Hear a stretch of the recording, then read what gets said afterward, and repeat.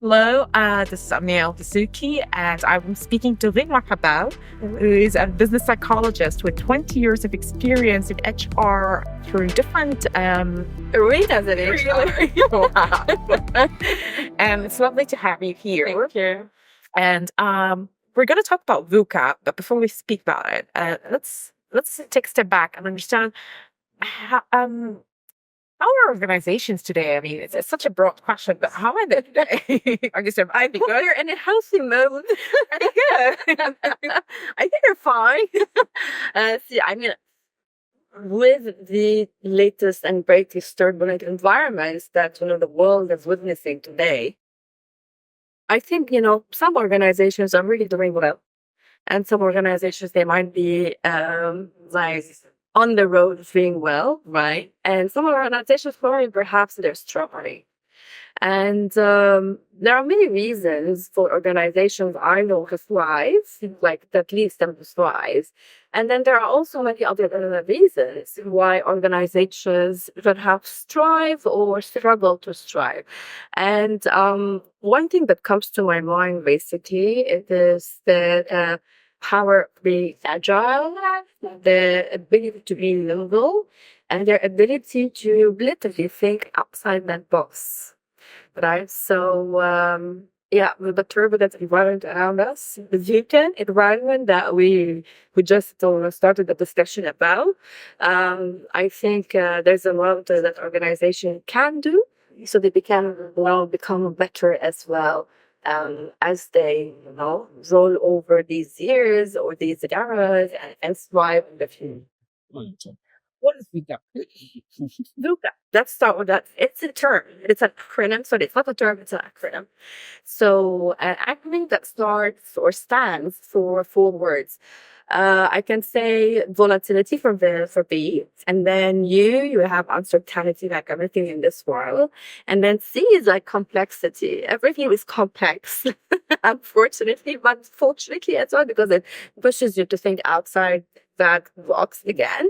And then A is for ambiguous. And when I say ambiguous, it's like when you can't determine, the future of the world or an organization or the generation or, the science or technology. So, but again, today we see a lot of people speaking about, leading at leading from the future or more about the future of work and so on. But perhaps it's all coming from somewhere, it's aspirations. And that's what drives, I think, what paves a good way when it comes to thriving in Bulgaria. Right. You mentioned that Luca is actually an updated, they're much more only concepts. Yeah. We did start that discussion before we went live. Yeah, we did. So yeah, I mean, just a couple of months ago, actually. So VUCA, I remember I started talking about it, especially via on LinkedIn, on my social platforms, and with the community that I serve and operate with. Also, literally just before, 2020, mainly. So that was 4 years ago, and even like in 2018 when I was like studying and so on. And that's when I got perhaps properly introduced to the term VUCA. And then, 2020 came in, then we had the pandemic, and then we have all of these geopolitical issues. But then, new acronyms came into play or into to the world. You have BANI, you have TUNA, and you have an RUPT group called ROPS. And they all perhaps stand for, like triggers or the complexities as well as just like new words updated, right? And sometimes they become a little bit brutal in their definition. And, the family comes to mind because we stand for brittle or brutal stay wrong. But if I, as a professional, think about that term, right? It's eventually if I have that in my in the back end of my mind, I will be in in a constant anxiety mode or a constant stress mode, which perhaps might forbid me as a professional in any business, right? To really, work on things and deliver on my objectives. Why? Because I'm in constant bad stress. There's a good stress and there's a bad stress. But if I, as a human, keep that thinking back end, like, the world is very volatile. The world is corrupted. The world is blah, blah, blah. But the world is in a brutal mode constantly. Things around me are very complex. I can't determine the future.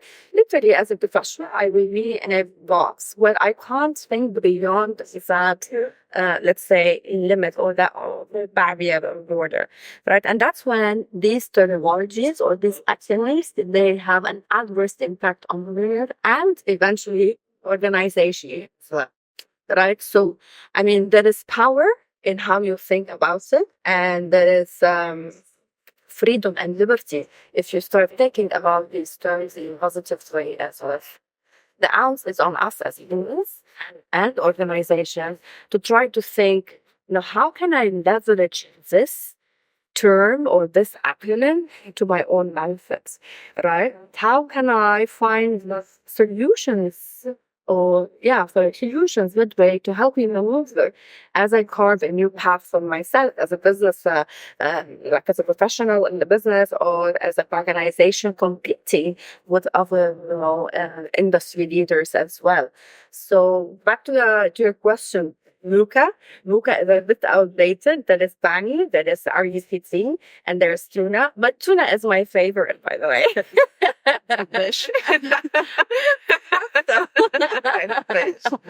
I mean, if I have to summarize it from a positive perspective, because it doesn't have all these positive terms, but tuna for me stands out, and I can tell you why, perhaps later. I do want to pause all these acronyms now and just ask you, as a business psychologist, how do you advise a leader who could actually have some sort of anxiety because of these terms and, all these changes that are happening? It's all happening at the same time. It's in the now. You have to think in the now, live in the now, exercise in the now. Exactly. So if I'm talking to leaders, so also I'm a coach, and as a coach, what I do as well. I'm of course specialized in resilience. Let's put it this way, right? And the topic resilience has been guiding me, or the term resilience and the power of resilience has been guiding me ever since perhaps I was young. And coming out of Lebanon, which is a very turbulent environment, very turbulent country, surrounded by constant changes. I think as a Lebanese, I've managed to, build a certain level of resilience. And resilience is not only the ability to bounce back, and not only your ability actually to watch yourself how you are operating in that specific zone. Resilience comes to play as your ability to literally carve a new path for yourself inside that turbulent environment, right?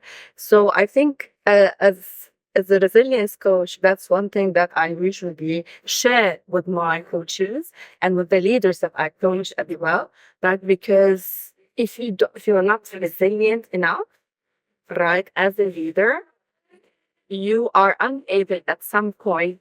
You will be able, to be honest, but you might reach a bottleneck where you might find yourself stuck in a way where you are unable to manage the stress that comes to you from VUCA, right? So resilience is important if you want to thrive in a VUCA environment. Thinking outside the box and adopting a growth mindset. And I know a lot of people speak about the growth mindset and it's no longer, something new and rocket science, but a human is identified or could be basically labeled as someone who thinks outside the box, is someone who uses that adversity and turns it into an opportunity. When do we put it? When do we say, every human has their own, limits into that. I can't tell you when to quit, but I can tell myself when to quit. I can advise someone as a leader, right? Do you think you want to quit now, or do you want to push the limit a little bit further down the line? What do you want? Right. So each one of us has the threshold, but quitting is not a bad thing. Sometimes people say, "Oh, that person quits." I don't think quitting is a bad thing. Sometimes it falls under the umbrella of accepting, and when you accept as a human, things tend to become better. And it's a human nature. right? So I'm a fan of something called transformational leadership. And I think with that approach and with that leadership style, humans and leaders can thrive in business environment. That's right. It's good that you brought up the leadership aspect. Now, I want to talk a little bit more about leadership in the times of VUCA. And what do you mean by transformative leadership at this point in time? Okay, so now you are making me go back to my master's to my master's days, and literally literally open the book that I've studied on leadership, right? And then flip through the pages till I hit the transformational leadership chapter. But what comes to my mind when I say transformational leadership, literally I'm talking about leaders who are able to influence, people who are able to literally empower the people around them, and not and step away from being micromanagers. Trust the people that they can also find their way, and only literally act as someone who can guide, who can coach, who can mentor and sponsor. I mean, a lot of people in the business, they need that. They don't need you to tell them you need to do this in that fashion. Right? They just need you as a leader to trust in their potential, to trust in their capabilities, influence them, and when they reach a bottleneck, right, just tell them to, you know what, let me help you shift in the way you're thinking, or steering. Like it's a steering wheel eventually. Let me help you steer in a different direction, and then maybe you can find your way. What holds people from being that? What holds leaders from pulling their pants out and saying, I want to help? Like, I trust you, help yourself, and I'll help you when it's time to help. See, there are different reasons why sometimes leaders stop themselves, or they hold themselves from doing that. And I think, what the reasons that come to my mind, first of all, the leader perhaps he or she doesn't know their team well. Right? They haven't tapped into their strength. They haven't tapped into their proved talents. Right? They haven't got to know what really fix that team member in their team. Right? That's one. Two, sometimes, I have to think of it from a different direction as well. Sometimes our own insecurities, right, blurs our vision and somehow forbids us from doing that. And sometimes it's, not understanding, the power of my influence as a leader on my team. So I can't, see my shadow, the shadow that I cast. And my lack of self-awareness, right, somehow brings a barrier to the people where they find themselves not psychologically safe to open up and share. And that's the leader continues a certain fashion of behavior, or certain behavior he or she exercises within their community. And that is one of the reasons why organizations or teams fail. And when teams fail, organizations fail eventually. I love the idea that you brought in the insecurities, and perhaps this is a good way around this interview. I want to. Insecurity is a big deal, and it seems like not a lot of. There's no research that could, back my statement that not a lot of people know that the way they're behaving is because of their insecurities. They could think that they're actually being leaders, but they were insecure and they are affecting their employees. Yeah, love that. It's. That is the truth. However, there is no statistics. Yeah. My question is, who is right to become a leader? Is there a method? Is there a way to know that this person is really the right person, this position? Yeah. So, personally, I think, if you really want to have a right leader on board that will help you transform the business, right, you need to measure a few things, in my opinion. One that comes to play It's the level of emotional intelligence. And we all know emotional intelligence has 4 pillars, right? So I'm not going to tap into these, but the EQ is important. The adaptability quotient is even more important because when you are at the top, this means that you have to constantly manage change. So how are you doing on the adaptability quotient? Right? That's second. And then 3 for me, so we spoke about EQ, we spoke about AQ, we spoke about also, we need to speak about the cultural intelligence. I mean, in the GCC, we work with many, many, many nationalities. So we're really diverse, right? And the UAE itself, the statistics and the data says it has around 200 nationalities inside this country. And like, look at the venue I am with you today, right? We come from different parts of the world, right? So how are you as a leader doing when it comes to cultural intelligence? So I think, there are 3 kinds of, there are more than 3 kinds of intelligence, but I will stop here because I think this is where the people need to really start. Because when they start there are new things that they need to learn about. Let them master those 3 first. So now that we spoke about leadership and VUCA, let's talk a little bit about employers branding. How? Or how does employer branding help an organization thrive? Well, yeah, this is a fantastic question, number one, but it's very big. And to be honest, I know we're short on time, so I really want to give you the bread and butter of what you're looking for. Employer branding for me is very important, right? Because if an organization is having the right approach when it comes to, showcasing their vision, their mission, they're focusing on sharing to the world, the culture inside the organization. This is when the organization's branding on the outside becomes attractive and appealing to people who might be potential candidates, to people who might be potential customers of your brand, and much more. But there is power, even more power, when we combine 3 things.